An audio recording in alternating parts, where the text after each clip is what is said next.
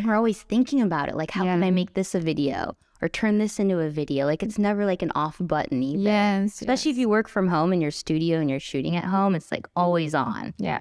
Welcome back to the Full-Time Influencer Podcast. In today's episode, I am speaking to Kitty from Atola Visuals, who is a female YouTuber in the filmmaking space.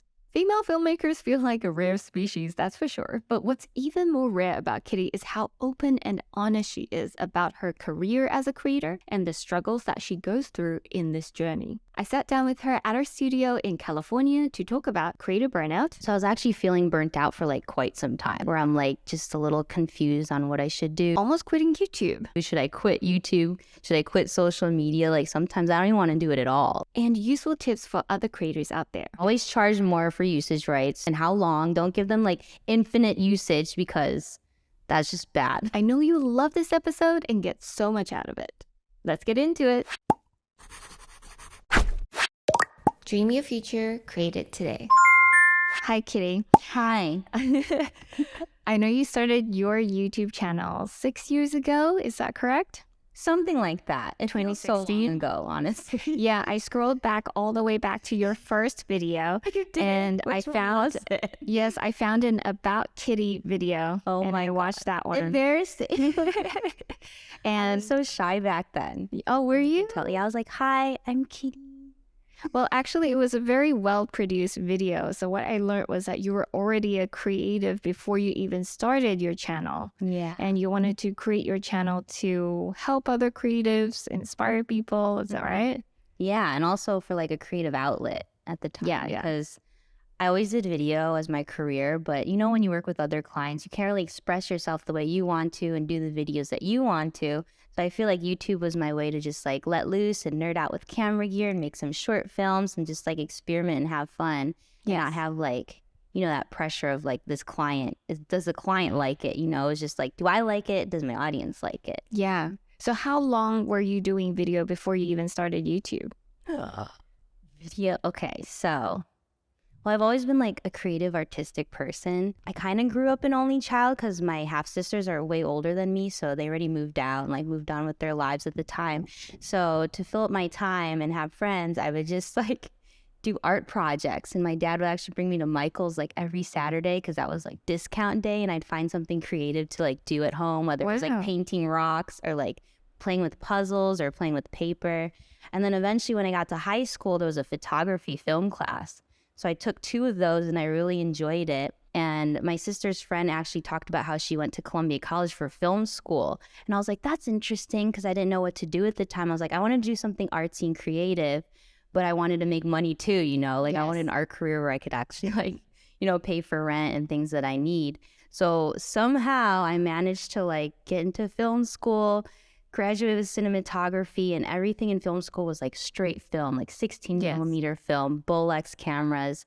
And then before that, I also was filming a lot with like my camcorder with my friends in high school. So that's kind of where it started. It's always been like in my life. And then YouTube happened, TikTok happened, Instagram happened, all this social media world is just like engulfed in me now. Like I never thought social media would be my career, but here we are. Like I always thought I'd move to Japan and do like J-horror films. Like that was my goal in film school. Really? Okay. I love horror films, so yeah, it's cool to like produce that. We'll definitely uncover all of that because ever since you started, it's been many years and now you have 70K on YouTube, like over 50K on Instagram and also 20K on TikTok. Oh my God. Am I speaking? I'm a bit of a stalker. Have to stalk my guests before our actual chat. But when you first started, was there a goal for the channel in terms of growth, or was it really just like, I wanted a place for an outlet and you weren't fully aware of what the possibilities were, especially career-wise? Oh yeah, so actually I have like several different channels. I don't know if anyone else is like that. Like I had my personal channel that I added my like film projects on that I didn't really want to like consistently do. And then I had another one with my old coworker called like Red Dot Recipe, if you find that, because that was like the original name before we came up with Atola Visuals. And then we kind of had like a falling out and I wanted to keep the name and go with YouTube on my own. So that's what Atola Visuals is like now. So the goal during that time when I wanted to consistently pursue it, I just kind of wanted to talk about camera gear at the time, because at the time I only had like one camera, like one lens. And I felt like as I was learning more about the film space on my own after film, because this is like the digital realm, I had to learn what a sensor was. I had to learn what a DSLR was because they didn't teach that in my school. Oh, wow. So I felt like as I'm learning what I need to learn, it'd be cool if I made videos because maybe someone else wants to learn it too and they can learn from me. So it was also like the creative outlet, like I mentioned before, but then also like while I'm learning, maybe I could help other people learn too. Were you aware that it's possible to make it a full-time career? Oh no, I wasn't really looking like, oh, I'm going to start YouTube and like make money off of this.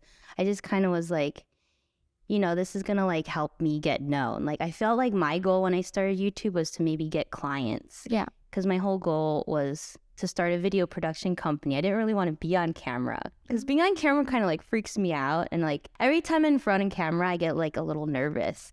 And I always wanted to be behind camera and like make a video production company. So when people were like, you should change your channel name to your personal name, I was like, no, I don't want to brand myself as me. Like I want to build this company instead. So that was my goal, is to get clients from other places and other sources. But then of course, YouTube happened. Marketing happen. Yes. And then camera gear brands are like, hey, can you review this thing and review this thing and do a creative project and just show our product? Because social media is all about like selling things. So but yeah. So for anybody who doesn't know, Kitty does a lot of camera review videos. They are very in-depth. Sometimes it's phones, various camera functions, and also lens and so on. And sometimes you take them out to vlog with them and test them out as well, right? So there's a lot of helpful info on her channel if you're looking for in-depth breakdown on gear, or if you're not sure what gear to purchase. But also, you are one of the few females in this area of reviewing gear. Yeah, there was like no one when I started. I think there was what was her name? There was another girl at the time, but she quit. Oh. It was like Cheesy Cam Girl or something. I don't even remember. I only know there's another big YouTuber, the blonde girl who Justine? Yeah. Yeah, she's been making videos forever. Yeah. And I was like, oh my God, she's like my idol. Like I want to be this tech reviewer at the time. That's what I thought. But then now that I've done so many gear reviews, I feel like, I'm also older, so I'm self-reflecting on like what kind of legacy I want to leave. And I'm like, I don't want to be known as this gear reviewer either. So I'm trying to like figure it out and find myself and see like what other creative ways I can showcase like my expression and tell more stories instead of like, here's a gear, here's the functions, and here's like the examples. Even though like I love playing with gear, I don't want that to be like my main thing anymore. Yeah, actually I noticed there was a shift in the type of video content you're making, from like very in-depth gear review to more like vlog style or artistic projects. Yeah. Was that an intentional shift because you want to shift out of just doing product review? And is that because like product review is a bit limiting creatively? Yeah, and then it also became a point where people would call me like the gimbal queen, because I had like so many gimbal reviews at the time, and that's where people usually found me because gimbals were new at the time. So they're like, oh, what is the best gimbal? And I was like, I don't want to be known as the gimbal queen. That is like a terrible name, but it's such an honor that you guys think of me so highly over that. But I think it was like around 2019 that I started to like branch out and to do more storytelling, because I felt like, oh, I'm playing with all this gear and telling people how to use it, but I have no work to show for it. Like there was no videos that I felt really proud of. Like if people were like, oh, you have a YouTube channel, let's watch your YouTube on the projector screen. I'm like, no, don't. It's so embarrassing. Like I want to produce more videos that I'm like, yeah, let me show you this video. I'm really proud of it. Here's the story behind it. Here's how hard I worked on it. So I feel like that's what I want to do more of. And I love doing like the creative concept videos. I don't know if you watched a few of them, but I really like talking about like certain things like wabi-sabi or mental health, or just like overcoming like these dark thoughts and like, getting through it. And hopefully like that's more motivation than like what kind of camera gear to buy. Yeah. Like I want to pair the two somehow. I haven't really figured it out quite yet.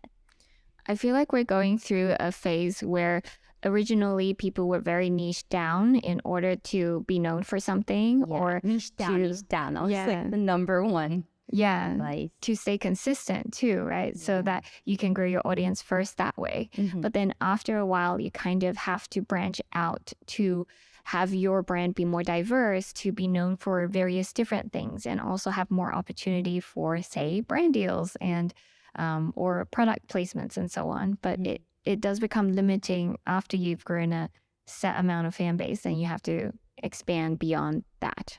Yeah, because like how many gimbal reviews can I do? Eventually they're like all the same. Cameras eventually are all the same. And I feel like we've like topped out a little bit on the camera gear. Now it's like electric cars are like skyrocketing. I'm like, should I review electric cars? Probably not. Oh, I didn't notice that. But I guess there's a lot of other camera review channels as well. And there's so many now. It's crazy. Yes. And I will say they all very much look the same.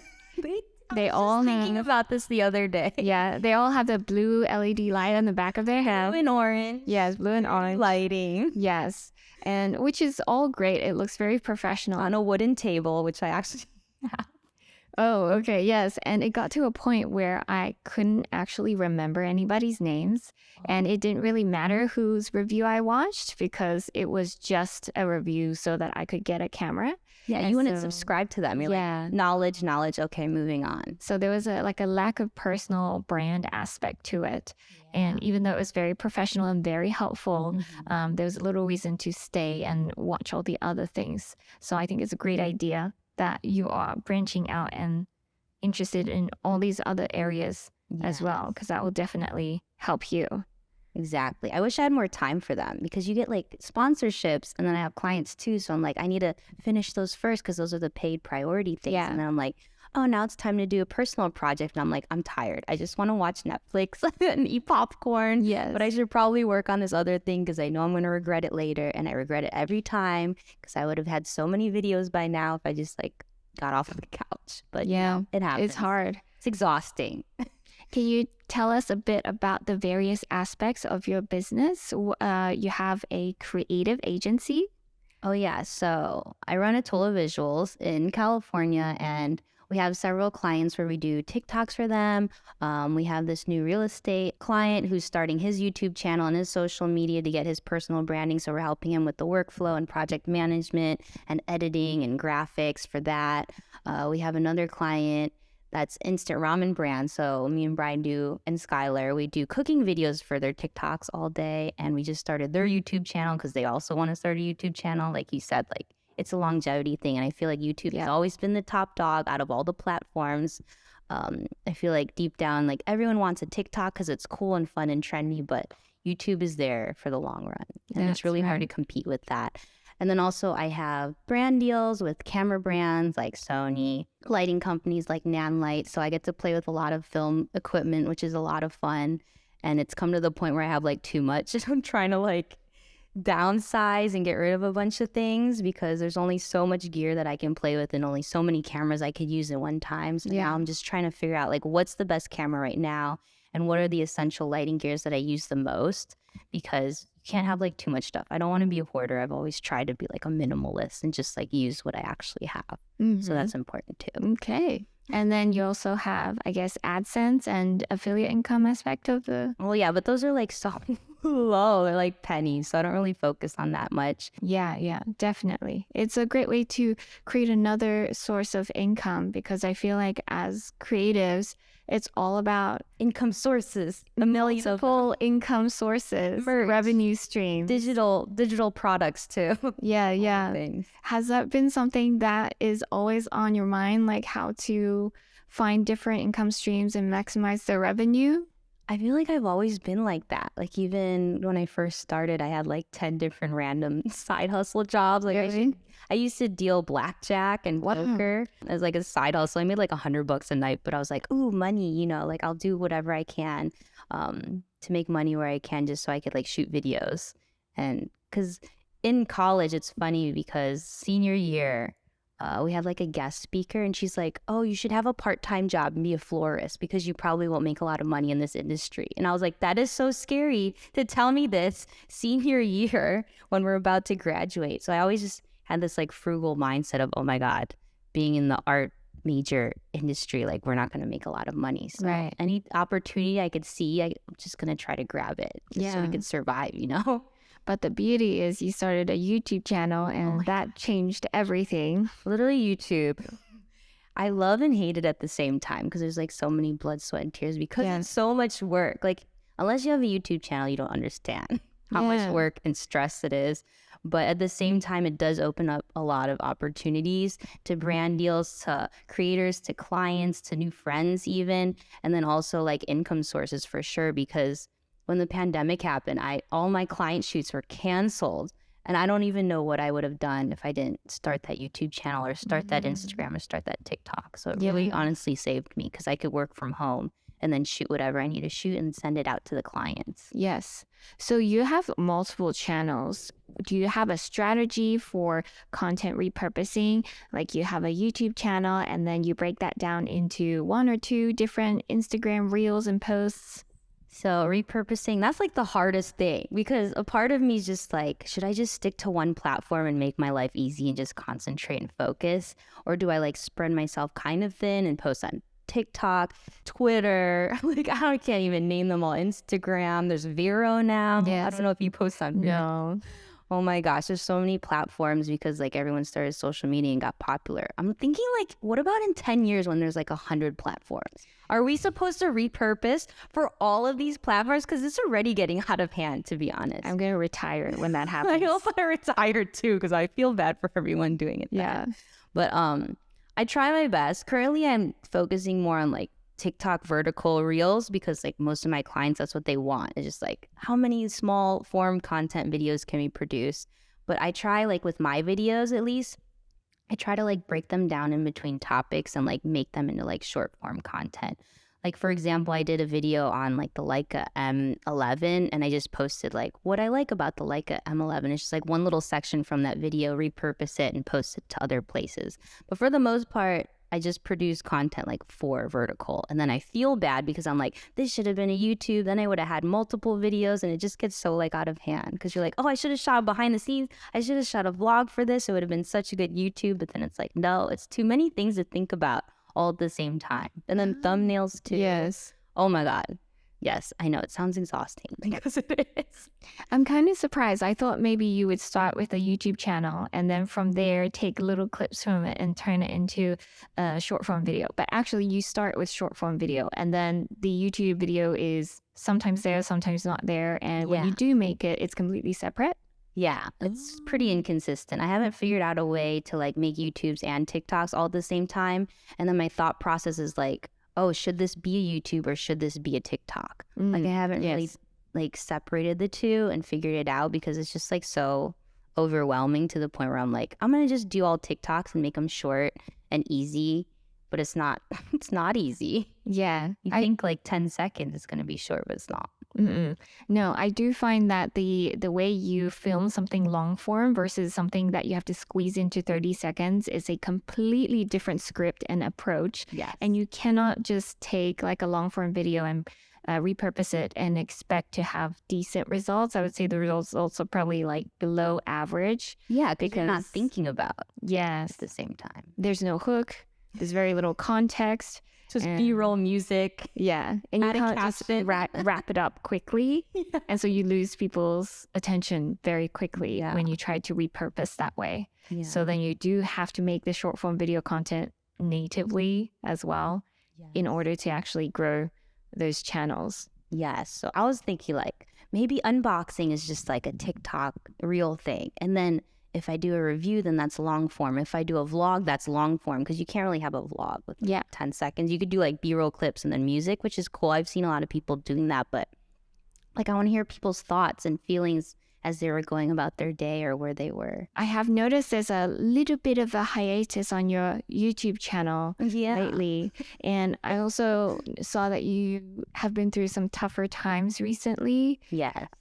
Is that sort of correlated with the frequency of your uploads, or is there a reason why the uploads have died down a bit? Is it just really hard to keep up? Oh, yeah. So as you've seen, I've been doing this for a long time and I posted YouTubes like every week. And then when TikTok happened, we've been making like a shit ton. Can we swear on this? Yeah. We've been making a shit ton of like mini form content.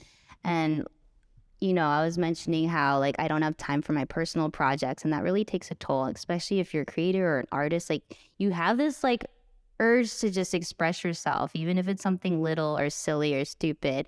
But like working for other people gets really exhausting and overwhelming, and you tend to like lose yourself because you're like, what do they want? What do they want? I got to do what they want. Or even your audience too. Like, I know you love your audience. I love my audience, but like sometimes like always thinking about what they want gets a little hard and you don't really have time for yourself. So I was actually feeling burnt out for like quite some time. Like it's been like 2 years, honestly, where I'm like just a little confused on what I should do. Should I quit YouTube? Should I quit social media? Like sometimes I don't even want to do it at all. Like it gets that hard. But then I'm like, there's literally no other job I'd rather be doing too at the same time. So you just like kind of have to pick your challenges and your problems. And this is like the challenge and problems that I want to face. And yeah, I was burnt out for a little bit, and I was actually going to take like a month-long break to just figure it out and reset. And then like the end of that month, it was in July, I found out that my dog Yumi was sick.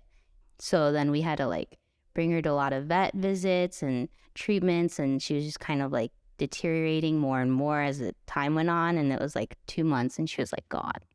And she's been in like a lot of my videos. Like people who've been watching me know she's like always a part of me, and you know, she's like everything to me. So it felt like I lost a child. And it's been 2 months now since that happened, but it's been like really hard and sad and depressing. Like I've been crying every day.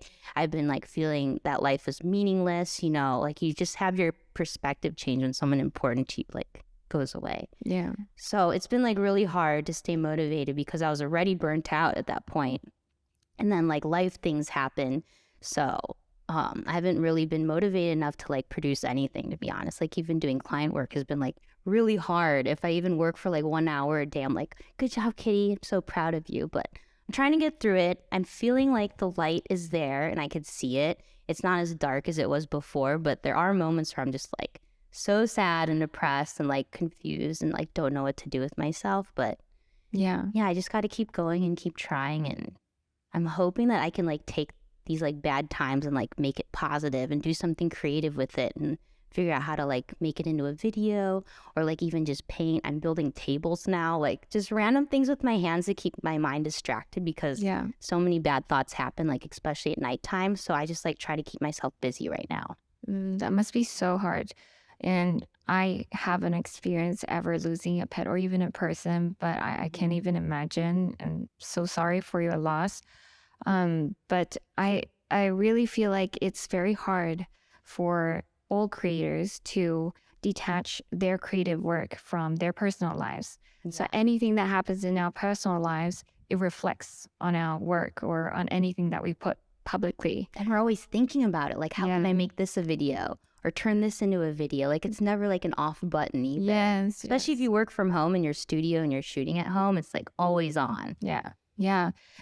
So when you are thinking about this period of time, like, is there a way that you can separate your creative work versus like your personal life? I have found it very hard. There's no boundary for me. There's zero boundary. Zero. My work is my life, and I obsess over it every day, every week. People say that's unhealthy to you. Like you work so too much. Unhealthy. Actually, I don't feel like I work too much, but because I don't set boundaries with my relationship with like my account is my identity, and it's very harmful because the moment you don't see things going the way you want it to, what's wrong with me? Did I do something wrong? You're like, wow, I suck. I'm a shitty creator. Oh my God, you start losing followers. Like, what did I do wrong? There's something I did, but Have you had any kind of learning lessons through this period where perhaps you can offer some other creators advice on how not to tie your identity so much to your work? Or is that something you're still working through? Yeah, I'm like in the journey of process of working that out. But I've been reading like some books since like I've been sad and depressed. But there was this random book I saw at the thrift store called like A Simpler Life or something. And I've been watching like more minimalist videos too. And they're talking about how like objects and things like aren't like who you are. Like you shouldn't attach yourself to like what people think of you or like the things that you buy. Like this studio is not me, even though like I created it and decorated it and I feel like it's very on brand. But like if I lost the studio, like I would still be me no matter what. Like I wouldn't be less worthy or anything like that. So it's really hard, especially because we're online. We have that validation of like the amount of followers, and then you have brand deals that are like going to pay you more based on like, you know, the engagement you have. And if you don't have enough engagement, you feel like you're not going to get paid what you feel you're worth. So you're always like comparing yourself to other people too, because you see it nonstop, and it's just like really hard to detach like, who the hell am I without social media, without all this camera gear and stuff. Like, yeah, that is like a really hard question, and I'm definitely dealing with that like every day. Like, who am I? If I didn't care about like anybody, or if I just quit everything, what would I be doing? Like for free, by myself with no one watching. That's a great question, actually, to start, because I was going through maybe something similar where I couldn't detach myself from my identity was my work. Yeah. Or my work was my identity. You're so proud of it too. Like, I work so hard. Like, this is, no. It's almost like a masochistic, like, how much more can I work? And does that mean I'm a better creator? It doesn't really. And one thing I did start doing, similar to what you said, was I started watching these like off-grid cabin building videos. I watched camping videos. Yeah, I watched camping videos. And I was like, wow, this gives me peace. I was like, if all of internet was removed, these people are still living this really interesting life. Fine. Yeah, and they're fine as humans. And I had to actually watch those regularly as a kind of like a therapy to be like, hey, if the internet doesn't exist, I still exist as a person and that we still have value on this earth. So what would you be doing if there was no internet, no social media? Oh, Do you know? Well, I wanted to be like an illustrator, painter at some point. That's cool. But I realized I don't have patience for that, like oil painting. So long. I'm like, this takes too long to wait for it to dry. So probably similar to you, like working with my hands. I love making things and just working with my hands, because that's where you can take nothing and turn it into something, and that's very exciting. Yeah. Do you think that's why like we're video creators now? Because we always liked secretly to do stuff with our hands. Like, of course we like set up cameras and stuff, but it's like creating something out of nothing. Like, you just have this idea in your brain, and then even though it doesn't always come out the way you picture, most of the time it doesn't. But it's like you actually did it. Which is like something you're so proud of. I feel like that feeling is maybe more important than how many followers and how much money we get. Even though money's important, we need to survive, but it shouldn't be like the focus priority thing. Yeah, totally. Oftentimes I think because as you see success in numbers, whether that's follower count or engagement or money, like brand deals or other opportunities, it's very easy to then start focusing only on that. And analytics, God, they're the death of us. And we stop creating because we enjoy it, but because like we have to keep up with the engagement. It's just successful, so I got to make more of those too. And it's a very hard boundary to walk between, because we do need to keep it up for the career to be viable. And the algorithms are not forgiving. They're not going to wait for us. I swear they hate me. They're not going to be like, hate me. I'm like, why? Yeah, they're not going to be like, hey, you're going through some issues. We'll wait for you. They don't You can take a break. Algorithms don't care. You just have to keep up with them. And so there's this balance between trying to keep that up but also trying to fulfill our creative needs and just understanding that we're still worthy even though we can't keep up. So that's a hard. How do we do boundary. it? Do you have the answers? I'm trying to I do not yet have the answer to that. And I think that's the conundrum that all creators have to deal with. And this is not that comforting, but what I realized kind of is just that we just have to push forward. Keep going. I don't think there is a solution. And I always thought maybe if I could just start this other business and remove myself from that business, that's my solution. Then I can stop creating as much. I stop showing up as much. But what I realized when I got into another business, for me, it was I created courses and it became a big part of my business, but I couldn't remove myself from it. And there was no like light at the end of the tunnel either. And at every stage, as I keep trying to grow different things, I realize there's no end to something. You don't get to a point and then you get to be like, okay, now I'm done. Like now I can be happy. There's no destination. It's just, you just continue to push things out, create, and evolve as a person and creator, I guess. Be a better person. That's true. There's something else. My God, I forgot where I heard it. But they're talking about like, you know, like while you're doing something, that's where you're supposed to get like all the happy endorphins, like while you're in the process of doing things. It's not like, oh, when it's done, then you're happy, even though you are happy because it's like, oh my God, I made that thing. Yeah. But you're just supposed to enjoy the whole thing. And like that should be the bulk of our life. So like when I'm doing stuff that I don't like doing, like editing or doing I don't know, script writing, like the less glamorous part of the job, I'm like, I love it. I love it. I just keep saying in my head, I love it. I love it. And then you start to believe it and it gets easier after some time. Oh, that's a great tip. Yeah. So that's kind of like when you change your mindset from I have to do this to I get to do this. I have to do that to get it done. Yeah. And then with that switch, it makes it a lot more enjoyable, right? Yes. That's a great one too. I have found that if I set up tasks for myself, but then at the end of it, I'm like, after this, I get to eat hot pot. Or after this, I get to watch this movie. Like that's a way for me to get the things that I don't like to do done, so that it's less of a there's an end goal. There's like once I finish this, I can get this. I can get this reward. That's what YouTube was about. It was like, because we give ourselves reward after we do something, but then we're training ourselves to not like that thing. So the thing should be the reward. God, I wish I'll try to look for that video, but it was really that's very interesting. Because I never thought about it like that. Because I'm always like, what's my reward? What's my reward after everything?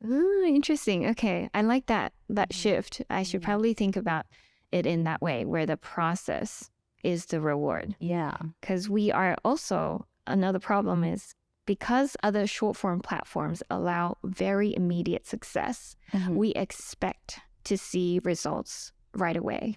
Whereas that's not the case with YouTube. Like, you know very well that it's a long grind and that you work so much upfront. That's why, like, how many years have I been doing? I'm like, I don't know, too long. It feels like 50 years. Yeah. And does it really hurt? Does it really like affect you when you put a lot of effort into this upfront, but then you don't see immediate results? Oh my God, of course. Because I know the gear reviews, especially gear that comes out like right away and you post a video about it right away. I know like hands down that's going to do well every single time. But then when I want to talk about creativity or your inner child or like your shadows and I post it and it gets like nothing, because there's no SEO behind it. Yeah. Like, the only people that are going to find it are probably the ones that are already following me. But it's very unlikely. And then I'm just like, oh man, I shouldn't make these videos anymore, even though they're so important to me. I'm always thinking about external factors, and I hate that. I hate that I have to think about those things. I wish I could just be like, I know this isn't going to get a lot of views, and that's okay, because I love making this, and it was a really important story to tell, and just leave it at that. Like, how can we just block it off? That'd be nice. Well, actually, I noticed that you did start something called Fanhouse. It was oh my God. Can I bring that up? You can if you want. Okay. Because I actually don't know what that website is. I assume it's kind of like a Patreon, but mixed with OnlyFans. Okay. It's like, oh, that's, you found that Fanhouse. Well, so I noticed that, and it seems like it's more of a creative outlet for you. Yeah, so it's funny because YouTube was my creative outlet for my client work, but now I'm realizing I need a creative outlet for my creative outlet. Because that ironic? Yeah, your hobby turns into like this job. Like there's this wall that you eventually pass where you're like, wow, this is work now. And then like all the fun gets sucked out from it.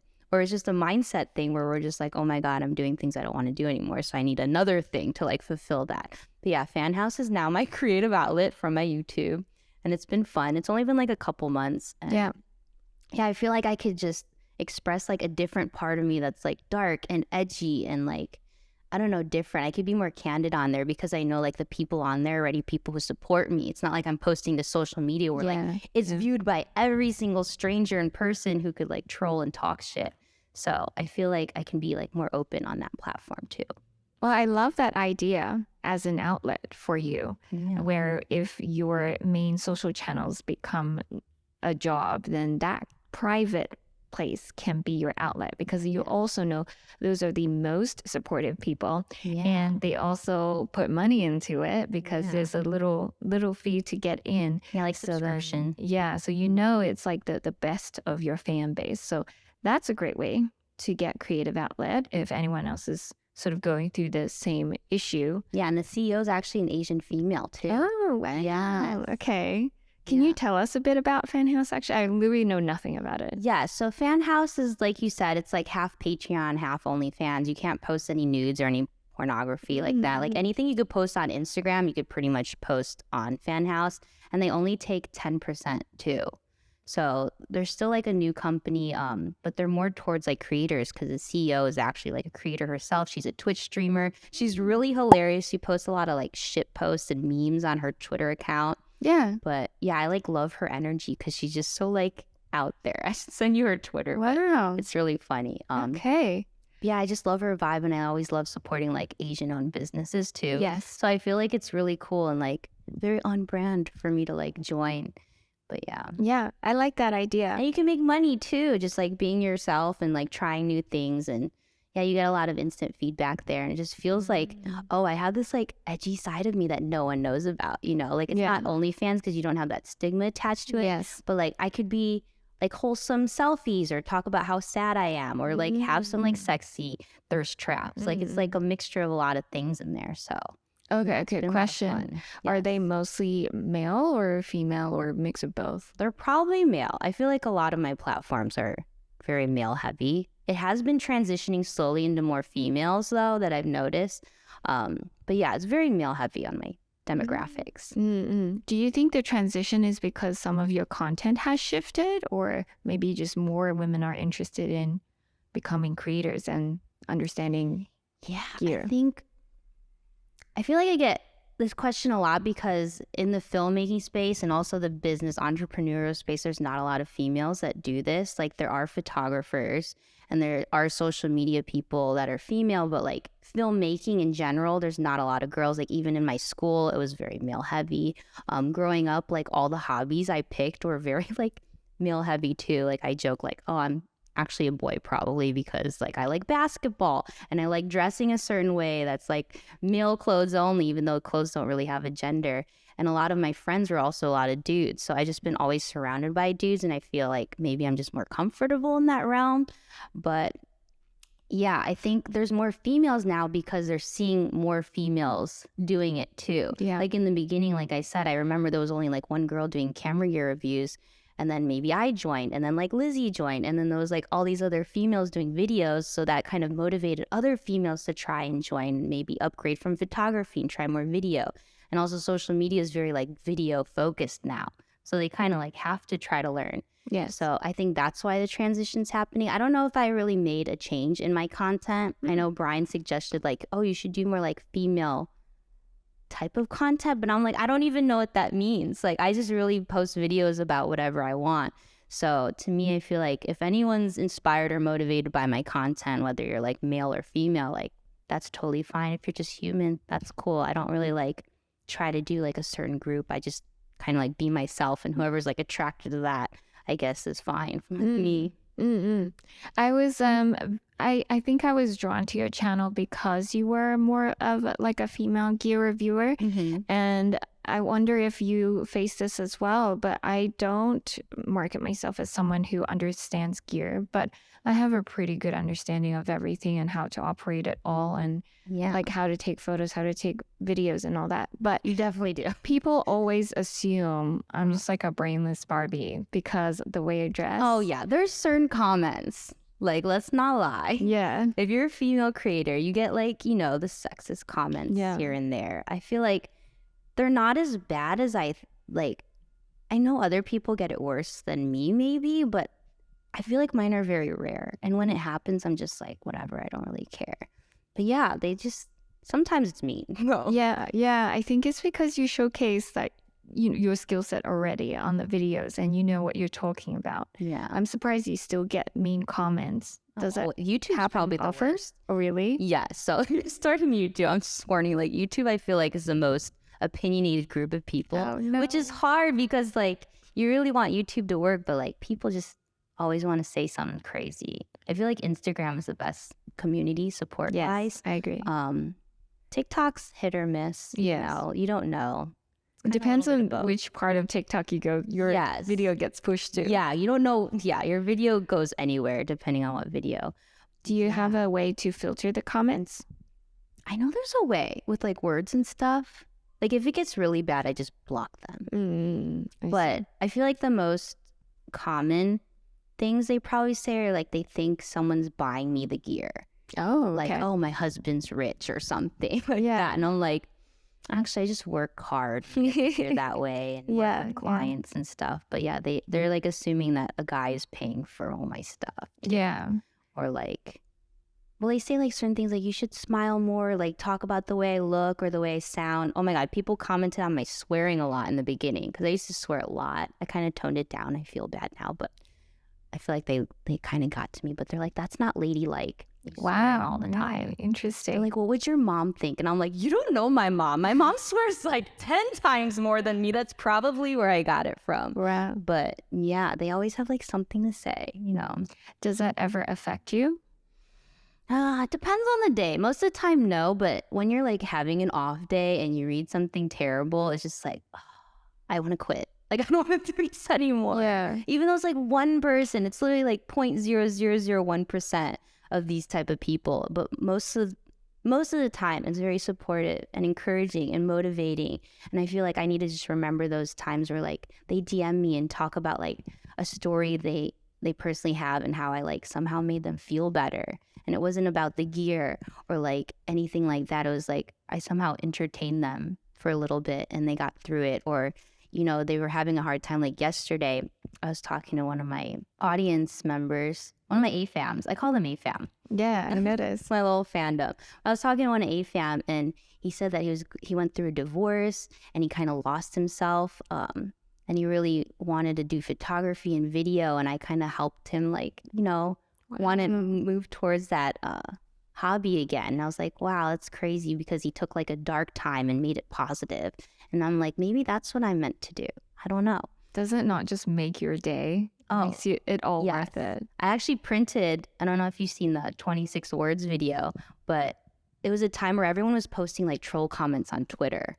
And it was getting really exhausting. And I'm like, why are we giving these like assholes attention on Twitter? Like they obviously want attention. You're just screenshotting, blasting it and talking shit. Like that's not the type of energy I want to create. I want to create like positive energy. Even if they're a troll, like I try to say something nice, like thanks for watching, or I'll just ignore it or something like that.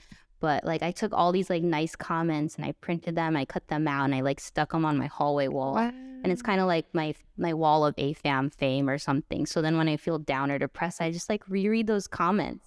Because you read the comments and it's like so fast, you know? Like you go through your videos, you're like, oh, that's nice. But then you forget about it. But if you like actually print it and put it on your wall and see it like every day when I walk down my hall, it's like, this is why I'm doing it. Hey, I hope you've been enjoying this conversation so far. If you have always wanted to become a creator and get paid to share about your passions on social media, then I have a free training for you. In this training, I cover the 4 steps to landing paid brand deals, even if you don't have a ton of followers. We talk about content strategy, growth strategies, and where you can find the higher paying brand deals, because I know you all want that. You can sign up now at successfulinfluencer.com/training, and I'll link it in the description as well. I'll see you there. Now, back to the conversation. So you were talking earlier about the different platforms. Out of YouTube, Instagram, and TikTok, which one is your favorite? And then which one has brought you the most return? The most return? Well, lately, it's actually been Instagram. Instagram, TikTok. Okay. I think just because it's like a newer platform and businesses are trying to get on there. So they're kind of like throwing money to make TikTok content. But yeah, that has been like the bulk of my monies lately. I saw that transition from like YouTube to TikTok maybe like a year and a half ago. So yes. In terms of demand for brand deals? Yeah, brand deals. They're always like TikToks. Okay. Which is crazy. Yeah. In terms of what my favorite is, ooh, that's a hard one. I change every day, to be honest.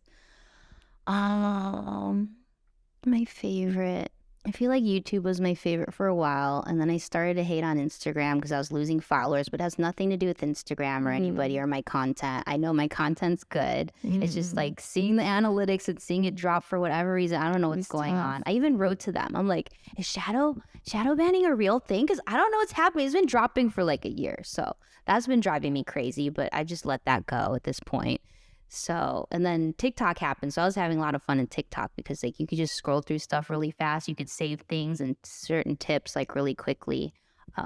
So I think it depends. I feel like creating would probably be more TikTok because it's so fast and easy and I don't have to worry about description, thumbnail, titles, SEO, and all that stuff attached to YouTube.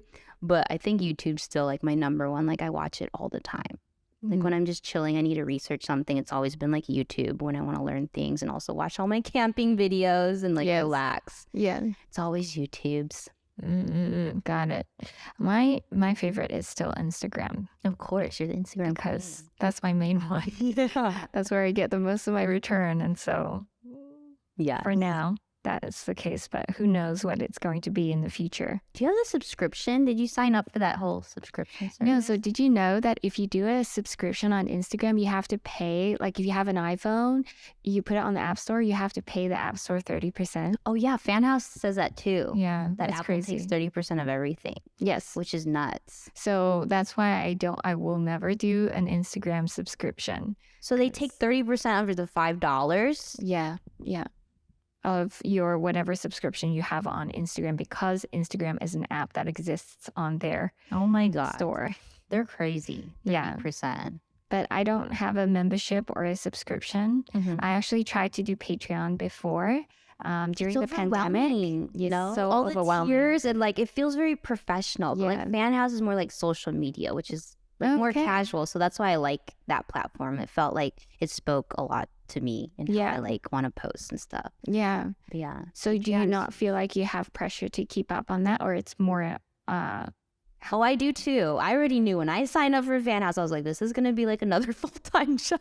What am I doing? Yeah. But I tried it anyway. And yeah, because these people are paying to see you and to hear from you. So you definitely have that, like, I guess, pressure to like post on there, but it should be like fun. Like, I'm scared that Fanhouse will turn into like another job. Because it always does. That's like my fear now, is taking creative outlet and making it a job. Yes. But you have that always like in your mind, like, oh, this new fun, exciting thing could be like my main source of income. Yeah. Like I'm building furniture and I'm like, what if I sold furniture? And I'm like, no. Let's just keep it a hobby. Yes. I think maybe we need to separate like these parts will never become a job to me. Yeah. You have to just so that it remains something that is fun. Yes. And then you don't have to worry about like everything that comes with making money. Yes.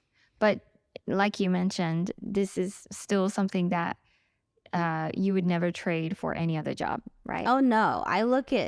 There was a time when I was having my July break where I was like researching other people on YouTube, like, what is their job? What does that entail? What do they have to do? And I'm like, wow, their jobs are so much harder than mine. Even though this is hard, it's a different type of hard. And I'm like, I couldn't even imagine doing something else. Yeah.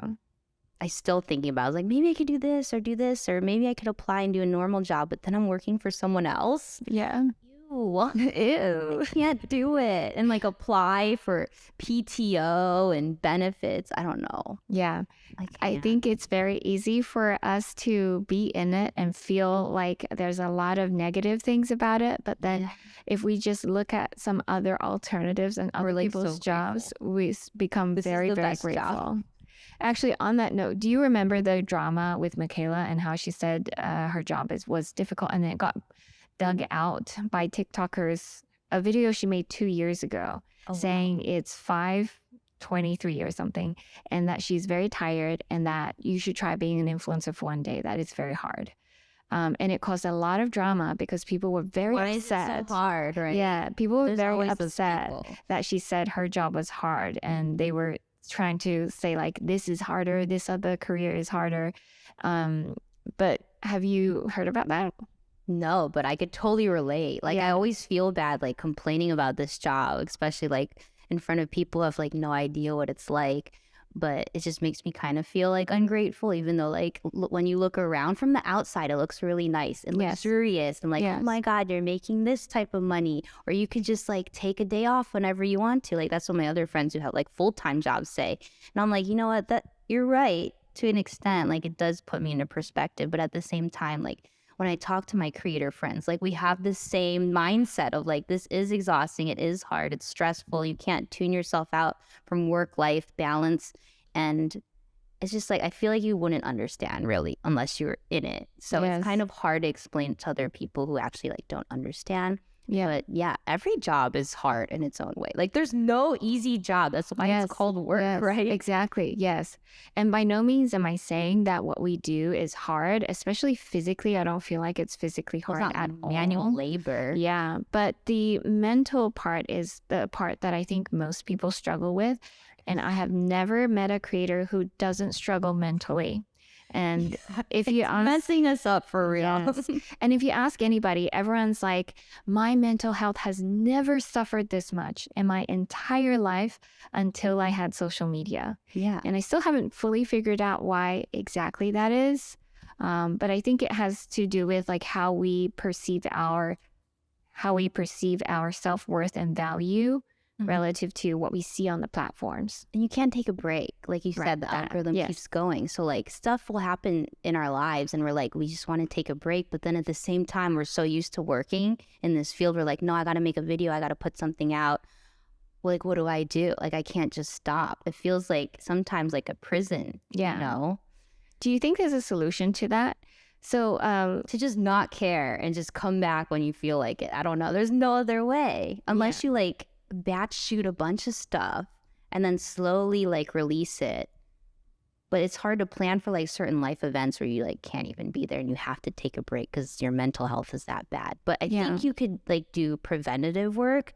So before this whole like break thing, I realized like every 2 months I wanted to take like a 2-week break to do whatever I wanted without like any guilt or anything. And then I could plan for it too. So I would like batch shoot and make sure that I had enough content for those 2 weeks. Yeah. And that was going pretty good until like, you know, overwhelming client work. And then it's like I couldn't take that 2 weeks again. And I should have like set boundaries, of course. Like that's the most important part is setting boundaries. But yeah, I felt like that was pretty healthy for me for a while. You don't have to wait till that point where you're like, oh my God, I'm so stressed and burnt out. Like I just need to like quit everything. Yeah, I like that idea. Actually, that could really work out. Another idea that other people have brought up, specifically Colin and Samir, is this idea of seasons, where you could premiere a season of YouTube videos or of Reels or TikToks. Yeah. And then after you finish posting all of those, you take a break. You take like 1 or 2 TV month break. series. Like TV series. Yeah. I have yet to really see any creators make that work, but maybe in the future it could work out. But you have to really plan. Like that is like a big chunk of pre-production where you're like, I'm going to make this season about this topic. Yeah. And here's how many videos and here's what I'm going to talk about. Yeah. I feel like I just want to like create whatever is going on and inspiring me at the time. Yeah. I do think that is something that only larger creators have the privilege to play around with, because when they are so sure of their income streams, like the brand deals or their own products, they can control which seasons they will make the bulk of the money, and then when they're going to take it off, or if they have passive revenue streams, then they can take it off without the guilt, without the fear and uncertainty. You don't have to experiment anymore too, because you already know like what people like or what you like to do too. And then you already have like a strong enough fan base where you know like when you come back with something awesome, they're going to still be really excited about it and be there and watch you. So maybe that's we're going to try it. Yeah. Maybe that's something in the future. Our next podcast will be like, yes, the season series worked. We're all better now. Yes, we'll see. We'll see. I'm hoping that the platforms themselves can introduce this type of function where they can help creators take a pause, because it's never healthy. It's never a good thing for platforms to have all these creators burn out. Although there will always be new creators and they'll never have a shortage. I don't know if they honestly care. Yeah, that's a good question. Because there's always going to be more people. Yes, that's true. Perhaps not, but we'll see if that seasonality idea works out. Yes.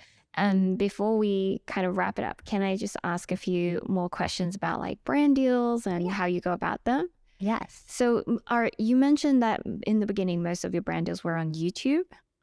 Yeah. And then now they have shifted more to Instagram and TikTok. Mm-hmm. And even though YouTube has more of a following, that kind of surprised me, because I always thought that maybe brand deals are more effective on YouTube. Have you found it? Put links in the description. And it's more evergreen. Yes. Have you found that it's more effective in any one platform in terms of how many people you can get through to the brand's page? It's weird because, yes, like I have more subscribers on YouTube, but the views are actually more on like Instagram, which is weird. So I guess it depends what they want. Obviously, they want to see eyeballs, right? And then on Instagram, you could put like a story link and link directly to whatever product it is. So I think that's also why. And I feel like because companies are trying to grow their TikTok presence and make their reels, they want content for that too. So I don't always post like just on my channels. I'll make videos for them to post on their channels too. Right. And so then for your deals, like on TikTok or maybe on Instagram, they also get certain usage rights to your content. Oh yeah, it depends. Yeah, depends on the deal itself. Depends on the deal, if my face is in it or something like that. But yes, Oh God. always charge more for usage rights, especially if your face is on it. Yes. So you charge for your face. Don't Yeah. forget, and how long. Don't give them like infinite usage because that's just bad. Yes. Yeah, I like actually done that one time, and they were using my face for everything. Wow. And then my friends and my mom were like, "Are you getting paid for all this?" And I'm like, I actually did this for free. I didn't even get paid. I got paid in products, which is fine because I really love the company. That's another thing. Like, are you going to give up money because you want to work with this company and give yourself an opportunity? Yeah. Yeah, every deal is different. Yes. For sure. You can't be like, oh, how do you work your brand deals? Like, this is my package, and then I just send it out and they pick one. Like, it never is like that because everyone wants a certain amount of videos, how long they're going to use it, where they're going to use it, etc. That's a great point. So you don't have like a set rate for anything. You negotiate each deal as they come in? Pretty much, yeah. Ryan works all my brand deals, thank God, because all the business stuff, like, I don't really want to deal with it. Like, I don't even want to check emails, to be honest. Yeah. But he's in sales, so he like knows how to negotiate with people and like compromise where both parties are happy because their party's trying to like get you for as cheap as possible and make you do as much as you can. But you also like can't just take it. You have to negotiate, like set a higher price and then work in between and then find a middle ground too. Yeah. Where like both people are happy. But I feel like they price themselves really low, knowing that maybe they can get you to say yes, or they know you're going to negotiate up a little bit. So we're all like, it's kind of like a little mind game when you play these like brand deal games. But yeah, the goal is to get both people happy. And ultimately, we just have to remember that they're just doing their job. They're not necessarily trying to devalue you or try to really be cheap, but they're just trying to do their job to get as much exposure with as little cost as possible. Yeah, because they're a business. They need to like work their budgets in, and they probably only have a certain budget. So they're not trying to do it on purpose and just throw you like, here's $100. Like, even though it's like, what? It feels bad, but then you just be like, sorry, I can't do that. And hopefully you find someone else to do that. You got to accept that you have to say no to certain people. And there are a lot of bad clients too. So you have to like kind of find these red flags, especially if they're last minute clients. Like beware of those also, because there's a reason that they're like, oh, can you come to the shoot tomorrow? It's like, what really happened? I've had so many times where that's happened where I'm like, I'm not doing last minute shoots no more. Yeah. You mentioned something really interesting just a bit ago, was that you charge different rates for videos depending on whether you're in it. And that's because your likeness has value. Yeah, it's a lot of work. I gotta put my makeup on. So that's something that's very important for beginners. If you're watching this and you're wondering what to charge, if your face is in it versus if it's not in it, the rates should absolutely be different because you are giving your likeness to that video as well. And there's a lot of value in that. And the more followers you have, the more valuable your likeness is. Or I should say, the more influence you have, the more valuable your likeness is. Yeah, it's like celebrities that you see in a billboard, like just advertising a thing. You're probably going to be like, I want to buy this thing if you're a big fan of this person. It just is what it is versus like someone, whoever, you know. Yeah. Have you had a very bad brand deal experience before? Very bad brand deal. Let me think. It's mostly been like outside clients. Like for their own videos, but like brand deal clients, I just feel like none of them too bad. Like everyone's paid. Some people have been like harder to like receive money from. So obviously get a deposit if you can, especially if they're a new client that you're working with. But if someone like you've worked with for a while, it's kind of okay. Yeah. But yeah, most of the time they just like request a lot of like edit notes. Like those ones are kind of annoying, even though like it is their video, they're paying you, but You know, like everything should be talked about before, like pre-production. You should have a meeting in creative and they should know what you're doing. So then when you get to the editing process, they're not like, hey, can you add this clip that you never shot? Or like change the voiceover, change a bunch of things. And then it's like a nightmare at that point. Hey, what you're watching right now is the video version of our podcast. Did you know that we also have an audio-only podcast? If you're on the go or you don't have YouTube Premium but still want to listen to the interview, then head to Apple Podcasts, Spotify, or Google Podcasts to tune in. We also do audio-exclusive weekly minisodes where I answer one question submitted by a listener in under 10 minutes. And if you love our audio podcast, we would love for you to leave us a 5-star review on Apple Podcasts or Spotify. All right, back to the conversation. Do you like consulting or like coaching? So you have online courses. Yeah, so I started online courses 2 years ago to sort of for beginners to do the A to Z of how to grow and then create content and then monetize it. And I haven't thought of the next step yet. And I don't offer coaching because I feel like it's easier to go with volume with my follower account. Even if they paid you a lot, like per hour. Yeah, I still say like no. It's too much work. Yeah, because imagine if I charge people like $2,000 an hour for like an account audit. Do I feel like I can provide that value in that 1 hour? I feel like that's a lot of pressure. So you rather like record it and share it with more people. Yeah. Yeah. So that's how it's more worth going. your time too. It is very worth my time. And it's more passive when you can set up funnels. So then I can travel places and then money is still coming in, even though it's like a digital product. But that's when I say like the grass is greener on the other side. It's not as easy and it's not as passive. Promote it too. Yeah. As people think. And it was was it hard for you to film your online course? It was hard. It was so many videos. It was hard. Yeah. And then you can't even post it until like it's all done. Yeah. You really break down by the end of it. Like 2 months of filming and you're just like, kill me now. This is too much. How long did it take you? It took at least 2 to 3 months to film it all because there's 100+ videos. Oh my God. Yeah. And I like to make them like really informative. So they're 10 to 30 minutes. Sometimes they're 40 minutes. 100 videos? Yeah. 30-minute videos? Yeah. So wow. So sometimes people feel overwhelmed when they log in and like, oh, I gotta learn all this stuff. You don't gotta watch it all. Yeah. But yeah, that's crazy. I did like a film course and it was just 12 videos and it took me like a year because I'm trying to do it like in between everything else and I have no idea how much work making online courses. It's like insane. Yes. So then when people ask for online courses now, I'm like, I'm going to charge a lot. So if you want me, then like you have to pay that much because that's insane. The best way to do it is to remove your head from the video. So you're just talking. Then that's a lot easier. I insisted I had to have my head and it had to be camera quality. But then you got to make more B-roll. Yeah, I actually don't even have B-roll on any of my courses. It's just slides. And I put the videos and the photos within the slides itself to demonstrate. But what I did find was that it was extremely difficult to talk with the head. And when you make a mistake, you have to start the entire sentence. Whereas with just a slide, you just have to start from that word. And so it's a lot easier to edit and it cuts your time in half. Your filming time, editing time in more than half. Yeah. Yeah. So that's how I do it now. But start some digital products. Yes. Passive income. It's important. It's just a lot of work. Yes. Do you still get traffic to that course that you did a while ago? I think so. It's on MZ. It's about starting a YouTube channel. Amazing. And I was like one of the only females on there. So I was kind of proud because everything else was like cinematography, lighting. There's photographers on there too. But I don't know. I was like, why did they want to pick me? That's always my thought. Because you have a unique brand.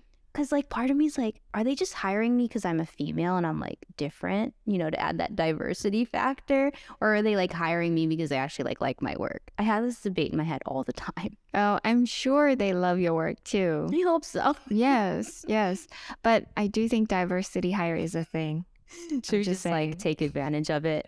Yes, I take advantage. I'm happy about it. Yo, Chinese New Year, hit me up. Full moon, yeah, I celebrate that stuff too. Yeah. Start the emails. Yes. So from here, looking into the future, do you have some future plans coming up? Do you have a 5-year game plan, or you're just sort of taking it a month at a time? Sure. I think I've always wanted to buy a warehouse. Okay. I've been talking about it more and more lately. I also want to buy a camper van and like live in a van. I love that. But that's like hard. I have so much stuff. So right now I'm actually trying to consolidate my studio space in my apartment and try to live in an ADU and see if I can manage that and maybe live in a camper van. I don't know. Or like at least go on trips and get like a Honda Element. Yeah. But I really want to buy a warehouse, and then my goal was to have like different artist offices so that people who want to do like illustration or they're editors, or maybe they have like a little YouTube channel and just need like a little extra space, like it'd have a bunch of like really cool aesthetic offices in there, and then maybe it'd have like a big studio that people could shoot in. Like, remember YouTube studios? Yes. Where you could just rent it for free and it had like all the gear. And then it disappeared. Yeah, which is so sad. I was like, that is such a nice resource for people to have. And then like I want to have like events there where all the artists could like get together and it'd be like cool and collaborative, and maybe there's like an outdoor garden so people could go outside and like take a break and chill, like have a little coffee shop. I don't know. I love that idea. It'd be like really expensive. Obviously, I need like millions of dollars first, but I don't know. That's like a far off goal that I think would be really fun to have. Okay. Like, yeah, and just promoting like Filipino. I'm half Filipino, so I want to somehow incorporate that more into my videos and stuff like that, because I see a lot more Filipinos are being more mainstream, which is really exciting to me because a lot of people don't even know who we are or where our country is or any like our food. Really? But yeah, there's like Bremen Rock now and Bella Port and Joe Coy, and I'm just like watching all these people like grow, and it's making me really exciting. So I don't know. I guess like talk about my background more, get a warehouse one day, and like try to simplify life and just be happy. Yes. Simple things. It's not like I want to make billions of dollars and reach like 1 million followers. I do want a play button though. That is like over my head for like since I started YouTube, because like all my friends have gotten their play buttons already, and I'm like the very last one. I'm like the runt of the group. So is that the near-term goal? I hope so. I'm at like 77K and I've been stuck there for like 2 years now. But it's also my fault because I haven't been doing what the algorithm wants me to do, and I'm not posting as much as it wants me to. So, you know, it's also my effort and mindset. But maybe eventually I'm like, I can't stop because I'm like right there, you know? Yeah. So, yeah. Hopefully play button sometime soon, maybe the next 10 years, but we'll get there. Definitely. I'm sure you will. I'll be celebrating for you when you get there. I'll text you, be like, I finally did it. And it's like 2028. No, I probably get it before me. No way. No, I really will. I'm ready for the slow grind. Slow grind. There's a lot of fear going into YouTube. I felt like I maybe couldn't do, because before I only did photos. And then when short form video came along, I was like, gosh, I can't do videos. Like, you're amazing. Everything. Thank you. No, actually in the beginning, it was just very hard. I had no idea how to do it right. But then just a lot of observing, learning, and practicing, then it got better. And so now I feel like after 2 years of doing short form video, I'm finally like, okay, I'm ready to try and tackle long form video. Yeah. Perhaps this is the year. And there's still a lot of imposter syndrome. And there's always like looking at other people like, well, they're YouTubers or like professional. And I'm just like an Instagrammer. People don't even say Instagrammers are like Instagrammer. People don't even call them creators. Like when Colin and Samir breaks down like influencers, they don't even call Instagrammers influencers. They're just like, there's YouTubers, there's TikTokers. That's it. And I'm like, we are here. You guys were the first too, before like YouTube and TikTok. Yes. In terms of influencing, and posting deals consistently, it was Instagram. Yeah, so YouTube is my next step, and hopefully it will work out well. I want to see how far you grow. Like, watch 2 years from now. Can you imagine? Haven't thought that far. I'm going to tell you, like, long form content, I feel like is easier than short form. Really? Because you have to congest everything into like 10, 15 seconds or however long you want it. But like with long form, you feel like you have breathing room. Like you don't have designated duration to like abide to. That's true. I feel like it's more free. That's true. Yeah. Okay. We done? We'll check in in 2 years and see if you've hit 100K. My warehouse? And see if I'm still on YouTube. Yes. Okay. An update. Well, actually, before we wrap up, can you share with us where everyone can find you? Yes, it's nice and easy because it took me 7 months to find a name that was available on all platforms. Smart. It's Atola Visuals, Atola Visuals. Everywhere. And if you're in the California area, they can reach out to you for video projects and ongoing projects as well. Yes, definitely reach out to me. I'll try my best. It's been busy, but we'll work something out. We'll link everything, but thank you so much for taking the time to share your journey, your struggles, learnings, and We went everything. through it. It was like a therapy session. It was long. Thank you so much. And thank you for being here. I hope you enjoyed this episode with Kitty. If you are an inspiring creator looking to turn your passions into a full-time career, then check out the free resources that I have linked for you down below. And this is just one of the many interviews that I have done with successful creators to share their journey, their learnings, and struggles along the way. Check out the Full-Time Influencer podcast playlist right here to binge watch the rest. This episode with Kitty, right here in this